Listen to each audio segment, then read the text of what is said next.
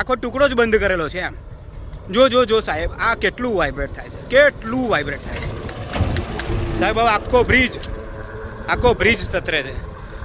હા, તો જુઓ અધિકારીઓ, આ જે જગ્યાઓ આવી છે અડધી રાતે સાહેબ. બીજી પણ એ મોટી ભૂલ છે કે જે લાઇટના થાંભલા નાખવામાં આવ્યા છે, તો લાઇટના થાંભલા પણ બિલકુલ બંધ હાલતની અંદર છે.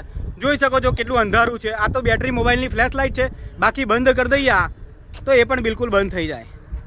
તો હવે વહેલી તકે આજે બ્રિજની અંદર ઉપરા છાપરી અત્યાર સુધી 15 થી 20 ગાબડા પડેલા છે અને સિમેન્ટ રેતીના આરસીસીના આવી ચોકડી જગ્યાએ એટલે થોડીક અંતરે 100-200 મીટરે આવા સિમેન્ટના પૂરણ કરીને થીંગડા મારવામાં આવ્યા છે.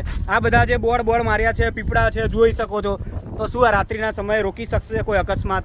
જી નહીં, બિલકુલ નહીં રોકી શકે. દુર્ઘટના થશે. યાત્રિકો લક્ઝરીઓ અહીંથી પસાર થાય છે, મોટા વાહનો, નાની ભૂલકાઓની, છોકરાઓની સ્કૂલ બસો પસાર થાય છે અને સ્વયંસેવકો એટલે કે યાત્રાળુઓ, શ્રદ્ધાળુઓ મોટા પ્રસંગો કરે છે. તો આ જે છે ઘટના તાત્કાલિક એને સરખું કરવામાં આવે અને અધિકારીઓ ઉપર કડક પગલાં ભરવામાં આવે. ક્રાઇમ ન્યૂઝથી પરાગ પી બારૈયા, ડાકોર.